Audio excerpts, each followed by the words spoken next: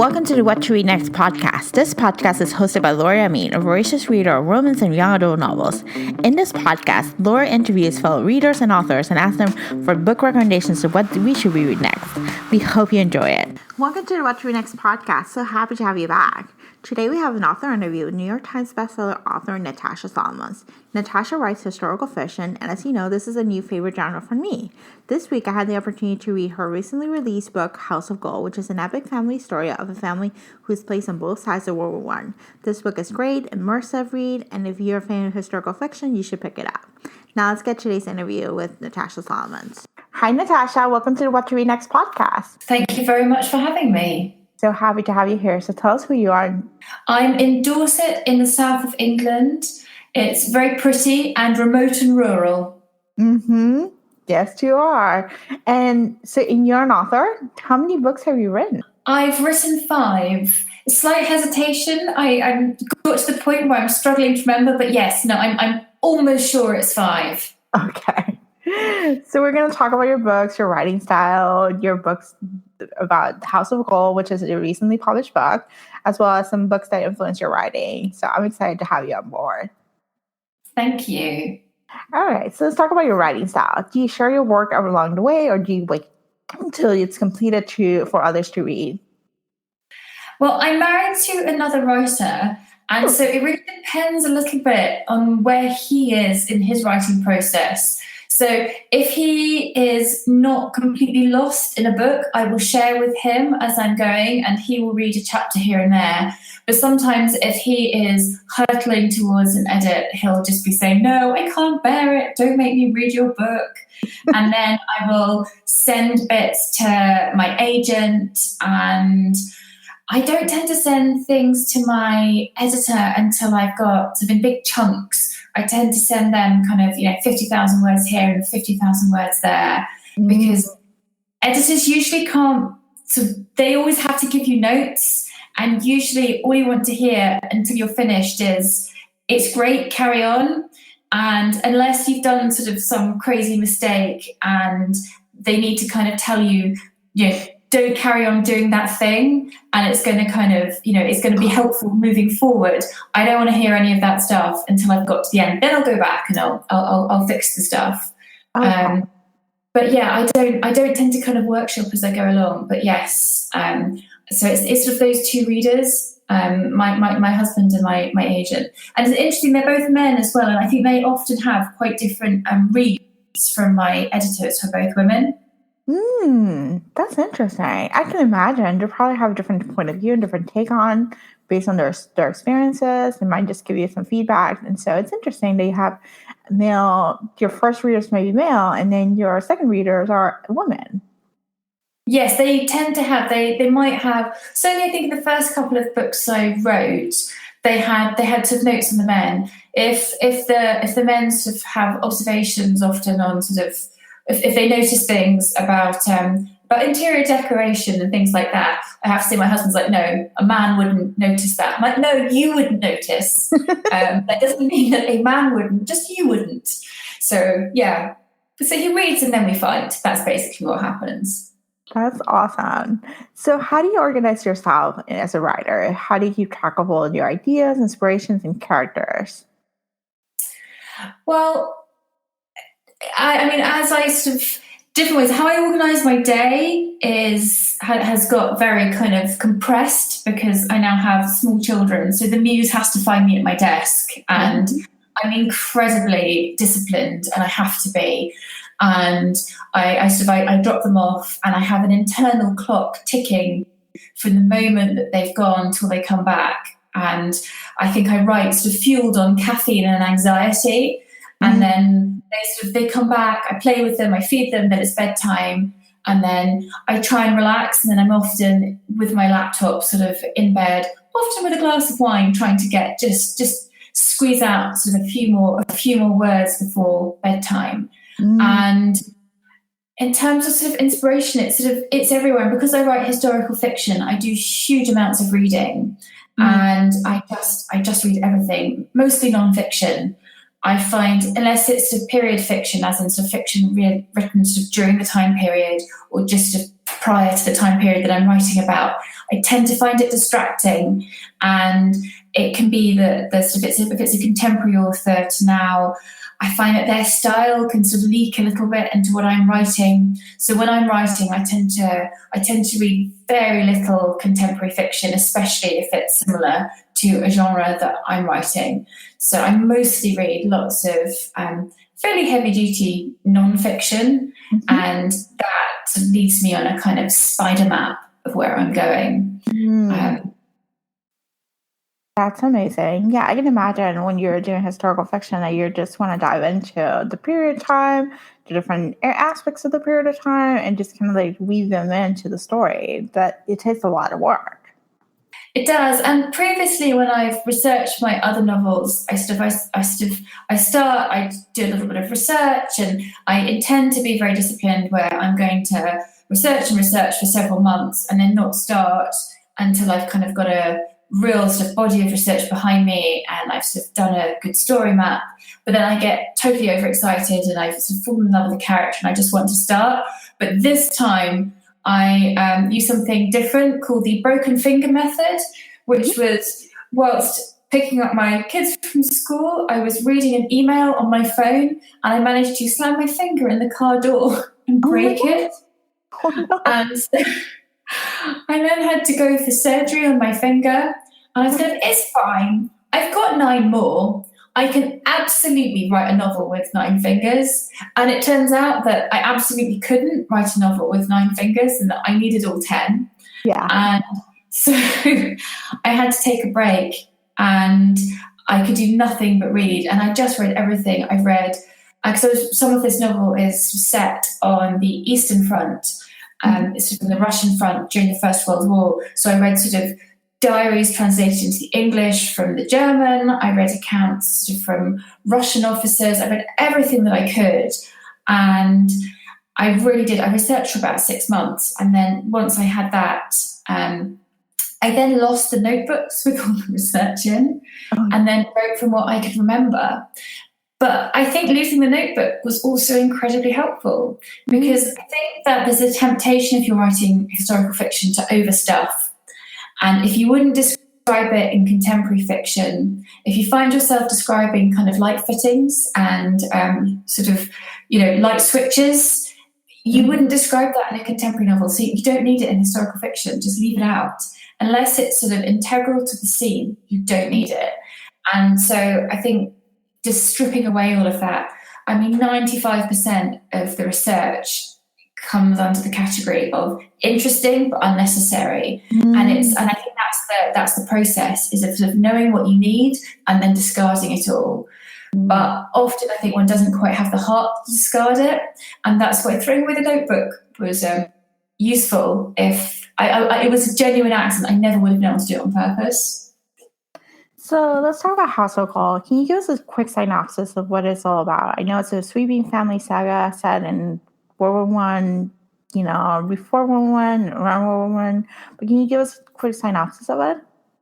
Well, the Goldbaum family are the confidants of emperors and kings. They're close to the wheels of power all across Europe. They've got banking houses in every capital. But despite that, they're never quite trusted because they're Jewish. And so to that end, Greta Goldbaum is being sent from Vienna. She's part of the Austrian dynasty, to London to marry her cousin Albert, a man who she's never met. And right from the outset, it looks like the marriage is going to be a disaster because the couple loathe each other on sight. But soon they've got sort of bigger things to worry about because the Great War is looming and the Goldbaum family itself is going to be broken apart. So really it's a novel of family, of power, of money, of war, of love, sort of little themes. Yes, it is a really great novel. Thank you. So what inspired you to write House of Gold? Well, hanging in my parents' house in Dorset is a portrait of one of my ancestors, Jacob Schwarzschild. And it's a portrait of a man in the Frankfurt ghetto. He's sort of wearing a black skull cap. And interestingly, he has a golden bird, a golden oriole on his desk. And Jacob Schwarzschild was a tutor and neighbour to the Rothschild family.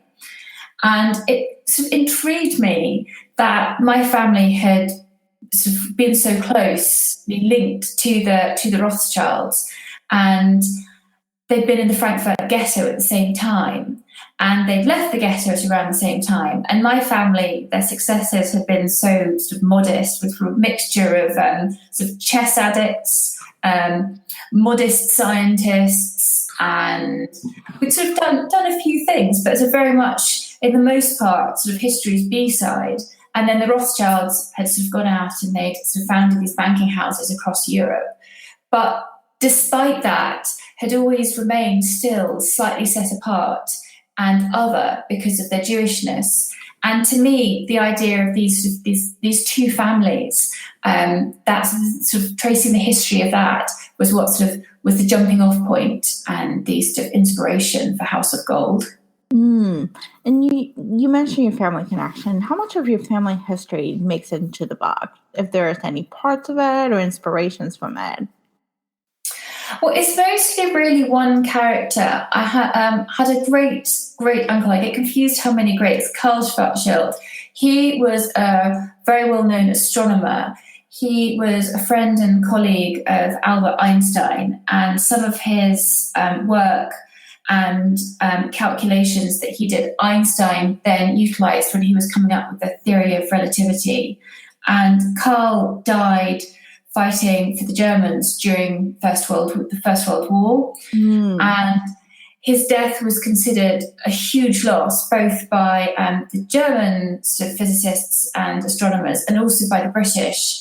And surprisingly, considering they were at war at the time, the Times in London published an obituary, and in the sort of Cambridge newspaper posted kind of a notice of tremendous regret that this brilliant mind and colleague had been lost. And it was about the kind of the travesty and the kind of the vagaries and wastages of war.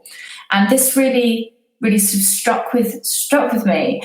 And I wanted to sort of write something in my book where about the arbitrariness of war. And in the novel, we've got sort of the character of Greta and Otto, this brother and sister who are incredibly close. And Greta comes from Austria, she comes from Vienna, and she marries this Albert who's British. But when the war breaks out, she finds herself on the opposite side of the conflict from her immediate family. So she's nominally now a British citizen, or she is a British citizen, but her brother, her parents, they're all still Austrian. So they're supposedly her enemies. And it's just the absurdity of that. So I wanted to write about war, but from both sides, and not in a way where they're sort of they're goodies and they're baddies. So part of the novel is narrated from Otto's sort of point of view, where we see what it's like to be sort of behind, what it's like to be sort of an Austrian Jewish soldier in a very anti-Semitic army,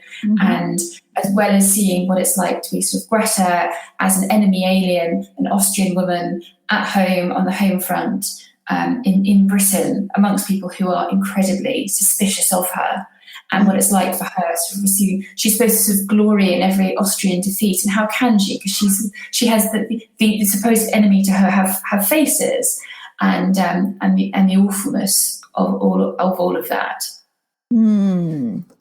Yeah, it's so good. The book is amazing. So, just plug in. You should read it. You should pick it up. If you're a fan of historical fiction, this book is a must pick. So what is your favorite character you have written? That's so tricky. I'm really relieved to say that it's definitely different from children, because I'd say probably my favorite character is always the last one I've written. And with children, your favorite is not the last one. You love them all. Yeah. Probably it will be the characters from this book because it's the most recent. And obviously I love Greta because she's very modern. She's kind of a modern, slightly fierce woman trapped in sort of early 20th century Europe, and she's a pawn. She's sent to kind of marry her cousin because that's what's expected of her, and she's always sort of supposed to do her duty, and she's literally trapped by her own underwear and corseted in by these uncomfortable clothes that she has to wear, and she just wants to break free. She wants to dig her own garden, and she wants to sunbathe naked. And I can empathise with that. But I also have sort of a soft spot, I think, for Clement, her brother-in-law, who fails so dismally to do his duty, and he knows he really ought to go on a diet because he's so terribly fat, but he just loves food too much, and it's too hard, and he fails in so many things, whether it's doing his duty or doing his diets, and I can empathise with that too, and. So yeah, I don't know. I think it's I think when you write, there's a little piece of you, but bits of you in every character, and yeah, and I think that's the sort of the pleasure of writing. Really, is that kind of emotional ventriloquism when you can be a little bit of everybody. So yeah, and Otto, I think, as well. Poor Otto. So yes. You have amazing characters. So let's talk about the effects of war on women. What inspired you to write about it, and how much of your research and made it into the book?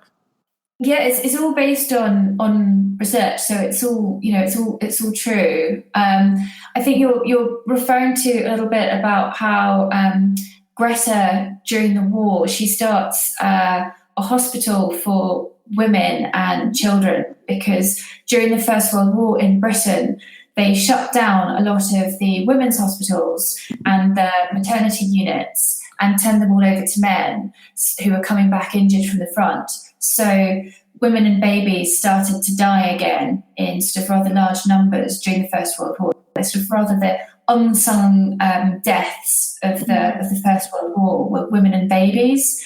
And Greta, following in the footsteps of people like Consuela Vanderbilt, the Duchess of Devonshire, sort of so inspired by her, she opens this women's hospital, a sort of little one, in her as part of her estate.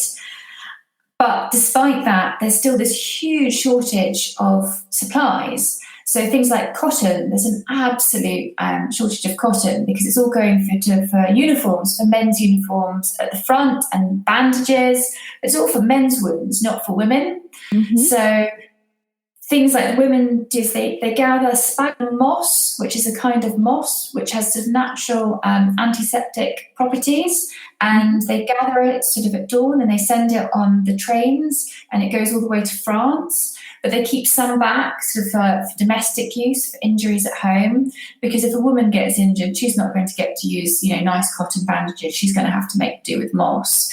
But I think the thing that shocked me most was that suture silk. So silk at this time was silk from silkworms. And that was sort of the medical grade silk that was used if you had sort of an injury that needed to be stitched. That was really quite strictly used and reserved for men. So when people at home, on the home front, got injured, there was such a shortage, they would just be stitched up in what could be found. Anything from fishing twine to catgut. And there was just this hierarchy, really, of wounds and bodies, with men's bodies and their war wounds right at the top, and women's injuries and women's bodies right at the bottom. And so things like, childbirth, if you tore in childbirth, you wouldn't be stitched up with the nice suture silk. You might well find it would be catgut or fishing twine. And I found that pretty, having had 2 children, that definitely makes me wince. Yeah, I can wince about that. And that's incredible. That's, heartbreaking to experience at war. The role of women, just secondary, it's heartbreaking, but thank you for including in the research into your book and informing this, because it's not something that we typically see in historical fiction. We may see the effects of war in men, but we may not see the effects of war in women, and, just taking that experience there. Oh, pleasure. Now let's talk about books that influence your writing. What type of books do you read? And you mentioned you read a lot of nonfiction for work, but do you read other books? You read other books that maybe for pleasure? I do, but I think it's tricky. By now, because I spend so much of my time writing, and I'm mostly writing, it is the majority of what I read is nonfiction, and I tend to find that I don't read that much in the genre where I write because it feels like work, which is a terrible admission. And if I want to relax, I want to read something that's just wildly far away from something that I would sort of usually write. So it tends to be quite different. So so I read Nicole Cook's The Breakaway. She's a gold medal winning cyclist. I read her autobiography about her journey on, becoming a gold medal winning cyclist from rural Wales. I'm never going to write a book like that. I'm a terrible cyclist. I'm so unsporty. I fall off whenever a car comes close by. So I absolutely loved her book because it sort of took me so far away. For me, reading that book was an absolute adventure, and also it's a real sort of feminist story. And I was shouting at the page, and I absolutely loved it. So yeah, it's tricky. I do read some fiction, but it's tricky. I have to be really careful that it doesn't then leak into what I'm writing. Yeah, I can imagine that could be a difficult thing. I wouldn't see yourself reading historical fiction just because you write historical fiction. Maybe something out of the comfort zone. Maybe something just to get a break from work. Yeah, no, I tend to. So, my friends have learned sort of that I'm a terrible person to ask for kind of book recommendations from because it always tends to be these sort of great tomes of nonfiction that they then just hand straight back to me, having, I think used as doorstops for a week or two and are then returned. So what book should my audience pick up not to TBR pile? Well, the one I put on my to be read pile for your audience, I'd say is something by Elizabeth Jane Howard. She's a British author, and her most famous series of books are called the Cazalet Chronicles, and I can't recommend them strongly enough. I absolutely love them. If you like Downton Abbey, you will just adore these books. They are about an English family, the Cazalets, and it follows them sort of just before the breakout of the Second World War and sort of all through the Second World War and beyond. And I forget how many books there are. There's probably must be about 8. And it follows the whole family and their sort of their lives, their loves, the disasters. And they're not quite as wealthy as the family in Downton, but they're based on Elizabeth Jane Howard's own family and a lot of the characters, and they feel so real. They're so well written. They're sort of, to me, they're kind of, that they are sort of a genre of their own. This amazing saga. They're so beautifully written. The characters are so real, and they're like nothing else. And I could just return to them again and again. They're just absolutely exquisite. If you're wanting sort of a portrait of an English family and English life, and it's both its kind of its joys, its tragedies, and the sense of England during the Second World War for a sort of upper class, upper middle class family, it's the Cazalets, and it's just joyful. I couldn't recommend it enough. I'm so picking this up after I read House of Gold. I'm excited. So tell us where you can find you online. At natashasolomons.com, and then I'm also on Instagram. You can find me there too. Awesome. Thank you so much for being on the show. Thank you. Thank you, Natasha, for a great interview. For show notes and other useful information, please visit whattoreadnextblog.com/74. If you enjoyed this podcast, please consider the review in iTunes. This is the best way for this podcast to get discovered by new audiences. Thank you so much for listening, and I will see you soon.